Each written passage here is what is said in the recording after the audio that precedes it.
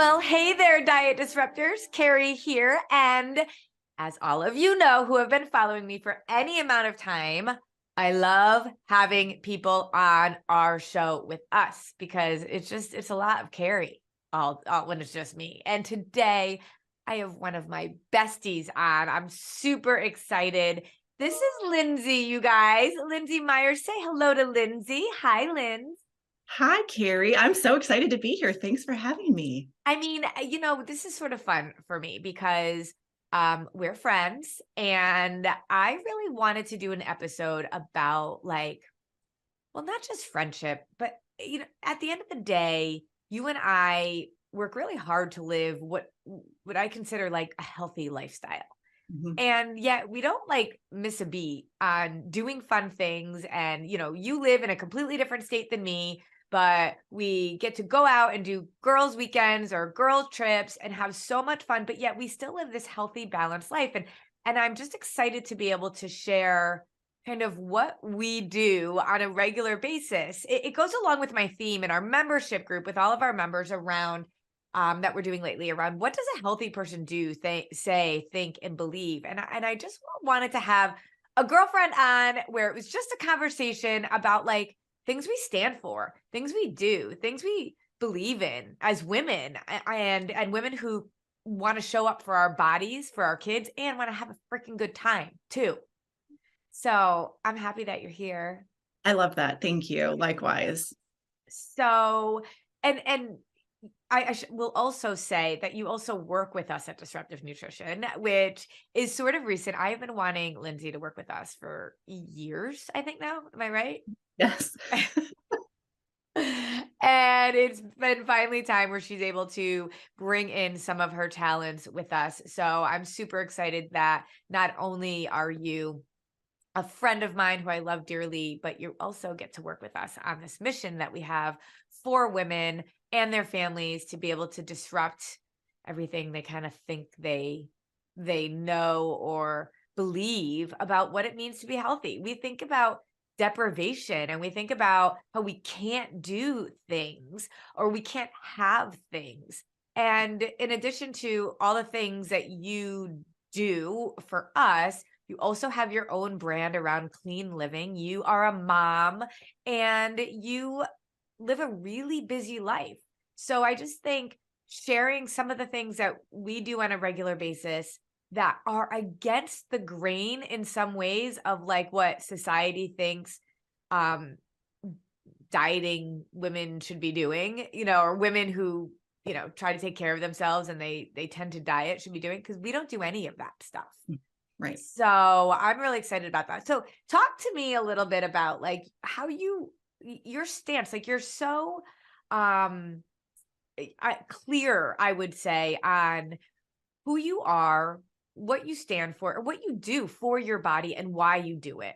Because you're a person that you're not this person that needs to lose a whole bunch of weight or at this at-risk category. And it's the way that you live your life, that you show up, that allows you to be healthy from so many different perspectives. And you don't stop doing it. You don't just live like you're on this diet and then, or obsess about your body. Cause even women that don't need to lose weight get real obsessive about their body. And you're not that person.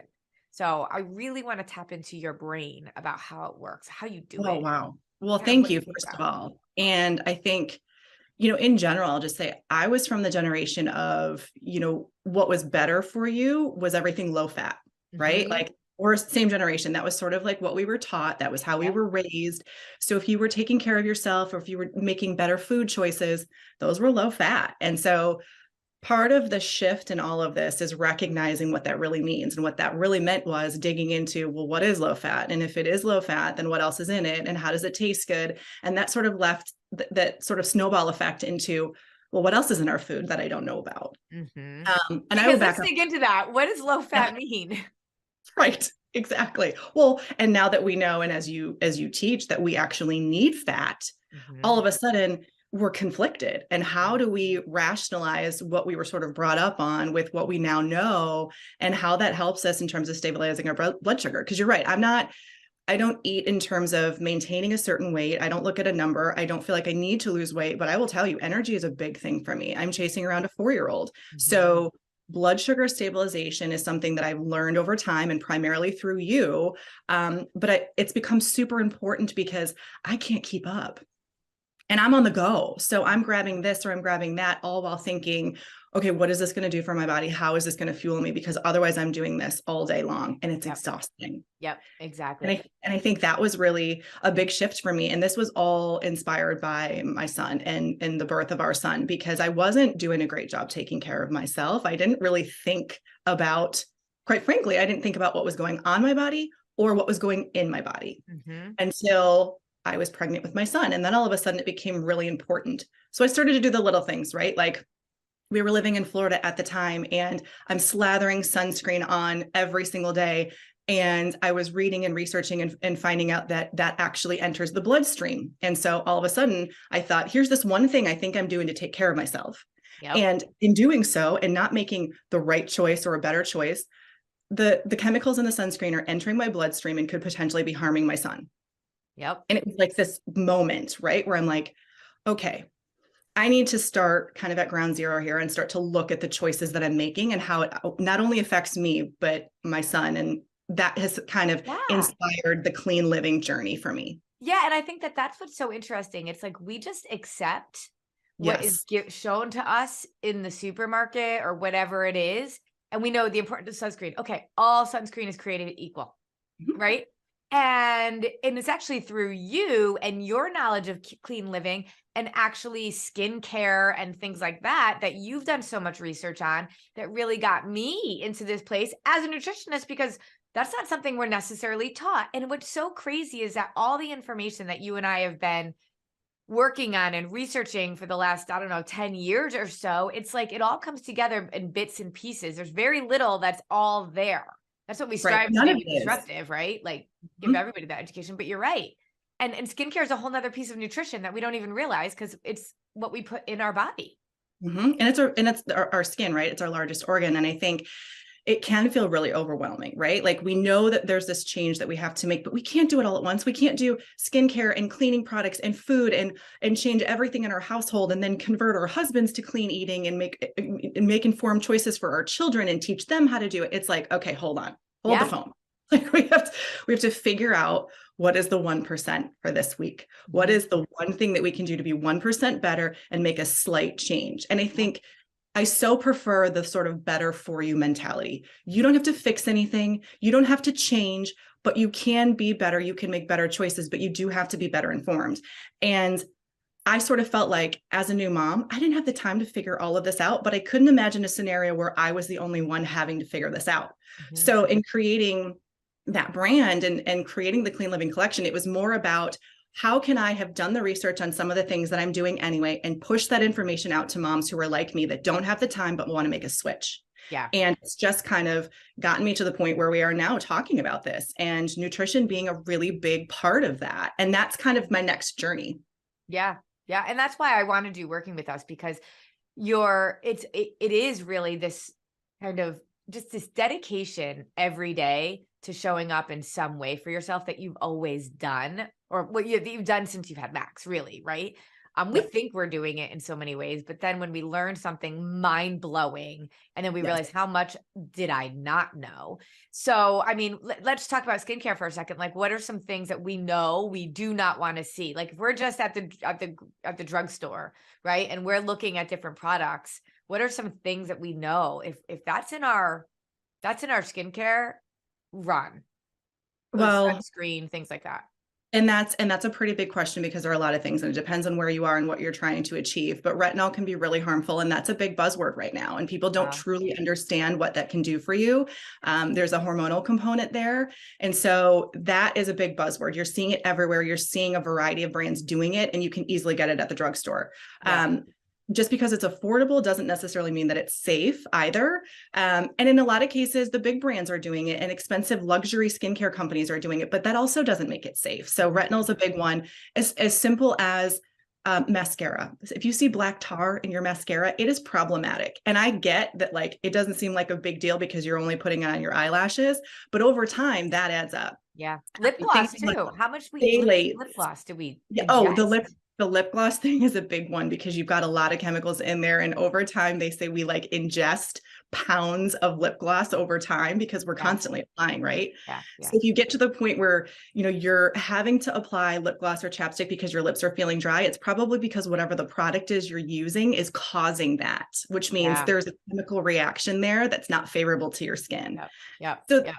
it really is kind of a customized process. So that's a really big question. Yep. But I think as a follow-up to this, at some point, we might need a little cheat sheet in the group to say, like, these are the quick things to identify if you're looking for, if you're at the drugstore and you're shopping, what are the things on a label that are just like run for the hills, as you mentioned? I love that. I love that idea. If you want that and you get into, if you're not in our Diet Disruptor squad, then make sure you get in there. We live stream our podcast in our group, but also a bunch of other places. So if you're watching this in another place, get into our Diet Disruptor squad. So Lindsey, that is a project for us to make sure that we do. One thing that I know is I see like one of the very first things is mineral oil in so many things. And it's like this oil that ends up kind of putting it will dry out your skin. It will cause all sorts of issues. So that's always like the very first thing that I look for. And like, if I see that, I'm like, okay, I got to put it down. But then there's certain brands that you do a lot of research on that we know no matter what you buy from them, you can feel safe about, right? So I know Beauty Counter is one of those, and there's like an amazing brands out there like that. So make sure if you find a brand like that and you feel really comfortable, that's like one of the things that I do at Disruptive Nutrition. If I can find a brand where I feel good about everything that's on their website, I'll feel good about promoting it, you know? And I think what that really comes down to is what is the integrity of the company and what are their core values? Because if transparency is one of those core values, they're going to tell you what is in their products, right? And they're going to tell you, you know, what's a substitute. They're going to help to educate you so that you can learn through the process. And I think that really helps to validate exactly what you're saying, that if you find one thing you like, rest assured, everything else is as safe or as clean as it can be, because that's a core value of the company. Exactly. And then when it comes to cleaning products, I mean, there's so much out there that we don't realize. We think we're cleaning and we're actually just putting added more and more and more chemicals into our lives. And this goes along with everything that I think about with you as my friend that's just like aware of so much of this stuff. But you didn't just become aware overnight. Like you said, little by little, you're like, oh, did you know this? And it just becomes a conversation. And that's what's cool. It's like, we'll be drinking wine together and you'll be like, did you know? And I'm like, heck no. And then we'll be Googling it and looking it up. That's like what healthy people do and talk about, right? Like always trying to get 1% better on the different things that you're finding in your life. Like I was at Friends the other day and it was so funny because everybody was drinking and they were trying to drink the most amount of alcohol that would give them the least amount of calories to get them the most drunk. Oh my God. And I'm just sitting there and I'm like, this just isn't a This is place and then somebody was on Ozempic because she wanted to lose weight and she got a rogue prescription for it. And we were having burgers and they were so good and she wasn't even hungry. And she's so excited because she lost 12 pounds. And I was like dying, but I was with people that I don't normally hang out with. So it was just sort of like this. I was like, I can either go at it and just like push, or I took a step back and I'm like, who do I surround myself around? Right. Yeah. When you and I are sitting around drinking wine, like we're working to make each other better or try to think about how can we support each other in a way that allows us to become kind of that next level of health and healthy. And it was just a reminder to me of how that was not the group that I feel like I would want to put boundaries on my hanging out with that group if that was a part of it. Absolutely. Or your sort of like entry point with them is the wine, not so much quite yet the prescription medication for weight loss and and the nutrition piece, right? So it's like, I guess, know your audience. So that's true, actually, that you say that. They were talking about the tequila they were drinking, and I was drinking a glass of clean crafted wine. And somebody said, I can't drink wine, I get a headache. And I was like, let me tell you, clean crafted wine. So we'll talk a little bit more about that. But yeah, I mean, I just think I love the fact that we can sit and talk. We should have a glass of wine right now, but maybe it's a little early. And that's the kind of stuff I think healthy people do when you have healthy friendships. It's around like being able to, share your issues and your problems and stuff like that. But like the lifestyles that you live are always around just getting a little bit better because you want to be better for yourself and for your kids. So yeah, cleaning products I think is important, but let's talk about wine too, because again, as healthy people that have a balance, we like to have a really good time. Now, I'm not like a girl that goes to the club and dances, but Likewise. I mean, every time we get together, we probably have a few glasses of wine. Absolutely.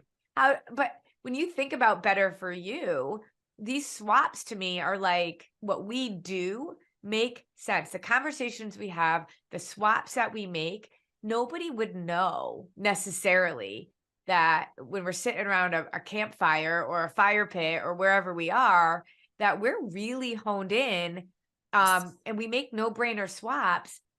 Some people don't even notice. And that's how subtle it can be without being in your face. So let's talk about wine a little bit. What's your favorite varietal of wine? Oh, well, right now, because it's cold here in Michigan, I'm definitely on like a good heavy cab because that to me is like the one thing I want to sit down with at the end of the night. But I'll tell you, that's primarily when I have a glass of wine. And so there was a point when I'm making all of these choices during the day and we're eating organic and I'm, Yep. doing my meal kit for my son and all of this. And then I go and sit down and have my glass of wine and I'm like, what is in this? Like I've made all these choices throughout the day to set myself up to be really successful and healthy. And then I sit down with a glass of alcohol and I have no clue what's in it or really where it came from besides, somewhere in California. So that was a big question mark. And I had Yep. sort of looked for organic wine at a grocery store and actually even a fine wine shop and didn't really care for anything. Oh, I did the same exact thing. You and I have had many conversations about this. They were so bad. So bad. But I got headaches all the time, stuffiness right away. Right. Mhm. And it was the same exact thing. Again, what does a healthy person do, think, believe? Well, it was like, why am I getting this? It's Right. asking these questions. It was like, wait, I'm slathering sunscreen all over my son. Like, I don't even think about what's in it. And it was the same thing with wine. I'm just getting headaches. And I'm just like, I just get headaches. When I drink. Yeah. Like, that doesn't totally make sense. I mean, I get it that we think it's alcohol, but it didn't happen to me with other alcohols like it did with wine. Why was I not questioning it? And it wasn't until another friend actually said, wait, don't you realize what's in wine? And I'm like, I just had full faith that winemakers were sitting in like Napa, Yes. picking the grapes, smelling them, making these choices around really great wine, not thinking that it was like going to McDonald's. Oh, yes. I had no idea. Well, and I mean, let's just go so far as to say that even when you're talking about organic wine, just because it says organic on the label, what we now know about organic wine is that that only means that there's an intent to farm organically. So because it might have been farmed organically, doesn't necessarily mean by the time it gets to the bottle and you pour it in your glass that it's still organic. So Right. that to me is like, wait a minute, hold on. I'm seeking this out because I think that's the right thing. And now you're telling me that even though I think it's this, it may still not be okay. Yep. It may still not be clean. Like, It's this ongoing journey. And that's where I think a healthy person does think, says, believes. It is like we never just go with status quo, right? Like, and this is just a journey. It's a journey. There's no end in sight. We question and we continue to dig. But it's not like obsessive. Like it's no, like having conversations. We think about it here and there. And again, 1% a day. But yeah, I mean, we could add 3 times as many sulfites than it should naturally be in wine. And the amount of sugar, it's like ketchup. I think we start to know now how much sugar is in ketchup because it's yes, cheaper than tomatoes. And they can manipulate sugar to taste like tomatoes, basically. And they do the same thing with wine. It's like, I mean, a healthy person doesn't go and have necessarily a glazed donut every single day right. because it doesn't mean you don't have a glazed donut, but it means like you recognize a balance. The exception doesn't become the norm. But if you have a glass of wine every day, then it's essentially like having a glazed donut because there's that much sugar in 99% of wine. So you and I just do these like no brainer, better for you, clean swaps. That's why we do Clean Crafted Wine. Scout and Cellar is an unbelievable organization that you and I both now solely, that's all we'll drink. I mean, I bring it to restaurants, and if I can't have it, I just don't drink. 'Cause Exactly. I refuse to put it in my body. Like if Mhm. I was going out to like another volleyball tournament and all that I knew that there was going to be was McDonald's, I would bring my own food, Exactly. right? And if I couldn't bring my own food, I would have to figure something else out. Now, maybe I'd get like a salad at McDonald's or something like that, but I wouldn't just go down a burger because I don't, you know, I don't want to put garbage in my body when I can help it. And so it's like when you can do a no-brainer swap, like a clean crafted wine that doesn't really cost much more, that's got full transparency and even the ingredients on the back of the label, which in any of the wine that we're drinking right now, you wouldn't even be able to fit the amount of ingredients on the back of the label. So I love Which is that. You and I both do That's that. horrifying. I mean, when we look at, the fact that we can have up to 250 different chemical additives in a bottle of wine, it's sort of like, how do you navigate that? And you're right. I don't have time to be obsessive about this. I don't have time to go down the rabbit hole on all of these better for you things. But if I know I'm going to sit and have a glass of wine at the end of the night, I do at least want to make an informed choice about that. And I Yeah. think it's also taught me to look at things like, okay, what is it? What does it really mean to be vegan? And do I need to start thinking about gluten? And is that affecting me? So I think, you really touched on, how do you feel? What's your Yeah. body telling you? Yeah. And my mindset has to be, in order to be better for everyone else around me, I need to be better for myself. So I need to start asking those questions. Yes, that's it. It's asking the questions. And I think that's what you have been doing for so long is just as like my friend that seems to know all the things about all the things.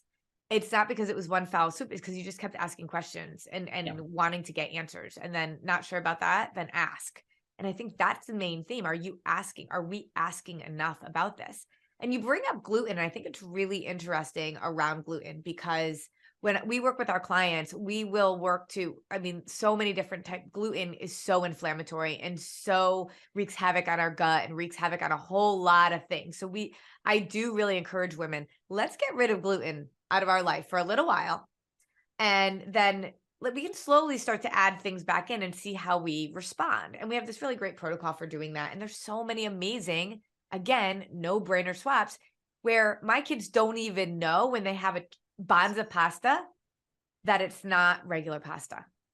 Like just yesterday, I was like, all right, what do we want for dinner this week, you guys? And they were like, pasta with meat sauce. And the only pasta I have is Banza pasta. They have no idea. So things like that are so important. But we do gluten is a major thing. And this is something that you and I like. It's like every time we sit and talk and have a glass of wine, we dig into a little bit more. And I realized, so I've been a nutritionist for a long time and I know what gluten does. And we talk about listening to your body. Well, when I would like take out gluten for a while, doesn't mean take out carbs, just means taking out the gluten. I would have more energy and things like that. But I was also, it's like when I take out gluten, I also just level up all the things that I'm doing because it's like one thing triggers others. So then I would have like a sandwich or something after, a few weeks or whatever, and integrate gluten back in. And I would say this to my clients, gluten doesn't really impact me that much. So I'm good.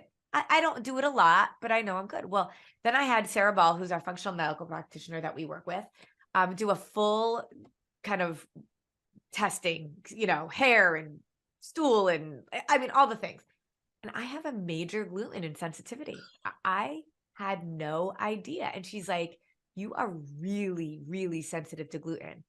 And I had been dealing with like a lot of fatigue, but I work, a Right. lot Exactly. and So you running around. I rationalize that, right? travel all the time. Right. So I just rationalized all of that. And I realized gluten is this thing that you don't always feel. Some of our women, if when they bring it back in, feel it right away in their gut or, in their digestive system. And I didn't, but I did feel the fatigue, but I chalked it up to everything else. Mhm. And so gluten is a silent little, I think, enemy. And nowadays, it's amazing because I feel like there are so many better for you options. Because just going gluten free does not mean you're clean.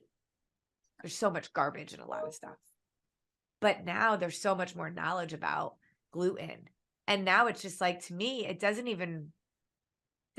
like natural. At first I was like, oh man, but really there's so much out there that's so easy. Like, Well, and let's talk about that. I mean, I think we should dive into that a little bit because you bring up a really good point. I think when people hear gluten, they think, "Oh my gosh, how am I going to carb cut? I can't cut out carbs. I love carbs." So there's this association that societally we have sort of acquired. So I think the first thing is like, you know, help define the difference, right? Like gluten versus carbs and why the Yeah. carb part of it is important in PFC. And then secondly, like what are some of your other top gluten swaps? And maybe that's another thing we need to add into the group is like, here's a one sheeter. Like these are the quick, easy, better for you choices you can make today at the grocery store. Yes, yes. And I think that that's huge. There's so much gluten in so many things, but like, what's that brand? Simple Mills. Mhm. They have So good. Those cupcakes. double chocolate Oh, cakes. yes. Their almond flour bread, it's like their artisan loaf. I mean, oh my gosh. The almond flour crackers. Like, it's Mhm. so amazing to me. It's clean, but again, little bits of swaps, the better for you category. They're often right there in the grocery store next to the garbage. Exactly. And Or while they're harder to find and you really have to go in knowing what you're looking for yeah, because it's not right here on the yeah. shelf. Because think about it, the Cheez It brand or whatever it is, they have this is all actual. They have like real estate that they Prime placement. buy at eye level. Yep. And so that's hugely important to remember. And this is where you and I, a healthy person, doesn't just take the status quo, asks questions, and spends a little bit of extra time maybe finding those other options, reading labels. But that's where our group is for it. Put some pictures in the group and ask questions because we will answer them around. It's not to say, like we always say, nothing, there's nothing off limits. I will never give you a food list to say, this is what you can have, this is what you can't have. It's all about choices. But if I can have goldfish crackers that my kids are going to love that are clean, why would I not do that and go for the other stuff? Now, I get it that a lot of the other stuff is a lot cheaper, Yes. but here's what I will say, like it adds like cheap is expensive over time, right? Like what is it doing to us? And I buy the more expensive. It's all coming down a little bit more though. Like it's not quite so much of a discrepancy like it was 5 years ago. And there's so many more options and people are wanting more and more of it. But like we don't need to eat. Like, when we have that goldfish, there's a whole bliss factor that is taken into considerations by the food manufacturing companies so that they have exactly the right amount of sugar and all of the garbage in it. So it's like a drug that you need more. So when you think about how much goldfish your kids eat, a lot of it is because of that added sugar that adds more cravings, that makes you eat more, which is adding to the epidemic that we have right now in our entire country around our metabolic health. But when we're getting the other stuff, that's less expensive but tastes great. You don't need to eat as much of it, right? And so like I do clean crafted coffee too. Yes. And I used to drink 5 to 6 cups of coffee a day. So yeah, I drank cheaper coffee, but I drank so much of it and it was wreaking havoc on my health. Now I have and enjoy my 1 cup of clean crafted coffee that I know is better for me, but it lasts longer than the other stuff does, even though I'm spending more. Does it make sense? Exactly. Absolutely. And I think what you're really getting to is it kind of fosters a little bit of an addictive behavior because you're craving that particular goldfish because of the sugar. And what we're really talking about over time is by investing now, it's sort of preventative care, Mhm. right? So because it doesn't lead to greater issues in the long run, if we can make some of these choices now, and I'm not saying you have to do a complete overhaul. I'm not No. saying you have to like go gluten-free and organic and do all of the things, but like just pick the one thing, pick the Yep. thing that will make the difference for you this week and then go to Costco or go to Sam's Club and then fill in at the grocery store with the things you couldn't get there, right? Or that you don't Yep. need to. Um, and Yep. that does require a little bit of effort, but I think that it will prevent so much in the long run that your costs are kind of balancing out over time. But and it feels good to know that you're making good choices, but also who are you hanging out with? We talk about this all the time in our membership group. You are most like the people you hang out with the most. And if you're hanging around a fire pit talking to women or talking to your friends about how you can get as drunk as possible on the least amount of calories and how you can eat as little as possible or whatever, like what are your conversations with the people that you're surrounded around? Because this is just second nature to us now. This is just who we are and what we do. It becomes part of your identity and then you don't know how to live any other way. I mean, you're spending the same amount of we all have the same amount of time in the week, right? And this isn't about needing to spend more time. It's just about analyzing what you're doing, why you're doing it, and where your better for you categories that could be some no-brainer swaps. So I mean, just thinking about your skincare, your cleaning products, your wine, your coffee, gluten, which I just think is such an easy swap today than it ever used to be. And Lindsey, I am doing a summit with a whole bunch of women talking about being gluten-free and living it as a sustainable lifestyle. And I'm going to talk about clean crafted wine and nutrition and all that stuff. And so I love it. Jennifer Marks, who's a contributor to ours at Disruptive Nutrition, is running this whole month-long, really gluten-free summit this month. So it's free, and you're going to get tons of people who are experts around this field that are just going to constantly kind of give you guys some of those no-brainer swap ideas. So if you're interested in, put in the comments summit. Lindsey, we'll have, I think, a link for people to be able to, right, join in on the summit. Again, it's free. Jennifer Marks is an amazing gluten-free baker. She does a cooking class for us at Disruptive Nutrition with our members. And she makes, like, on Christmas time, what she posts for cookies, it's incredible. Incredible. Does she deliver, Carrie? Because I might need some. I need a Jennifer delivery. Oh my gosh, Jennifer. And she's moving actually closer to me. I'm so excited. All right, I'm coming to you then. Yeah. So Jennifer's running this whole summit because she's another one of our friends. She drinks clean crafted wine and she does 1% better, but she's celiac, right? So she cannot have gluten, and her whole family actually has either gluten intolerance or celiac. So she had to figure it out. To your point about, like, you were like, I have to figure this out for my kids. She realized she had to. So join me on this summit. We'll get a link in so you can do that for free. I want you guys to check out Lindsey. Lindsey, where's your Instagram that people can follow you at too? It's the Clean Living Collection. The Clean Living Collection. The Clean Living Collection. It's not like Facebook and the Facebook, even though I call it Facebook. Exactly. The Clean Living Collection. To learn more about all of the swaps, to reach out to Lindsey, just thinking about, like, how do we think about this 1% at a time? You have a variety of resources here at Disruptive Nutrition, and wherever you are in your journey, we're going to meet you where you are. Go jump into that free summit. Be in our Diet Disruptor Squad Facebook if you're not already. Connect and follow Lindsey. Go onto our website. Check out our marketplace. We have lots and lots of suggestions for some of those better for you categories. Protein bars, they're not all created equal. We look at the ones that we think are going to serve our body the most and taste the best, things like that. Those are the resources that we want to provide you guys. So, Lindsey, it was fun chatting with you. Yes, it was. Thank you. I appreciate it. I would love for all of you guys to just comment on what you're taking away and what your 1% step is going to be for going better for you. You have any questions or anything like that, put comments in here. I check all of them myself. And now that Lindsey's on our team, so does she. So we will respond back to you. Thank you all. You guys have a great week. We'll talk to you later. Bye. Bye.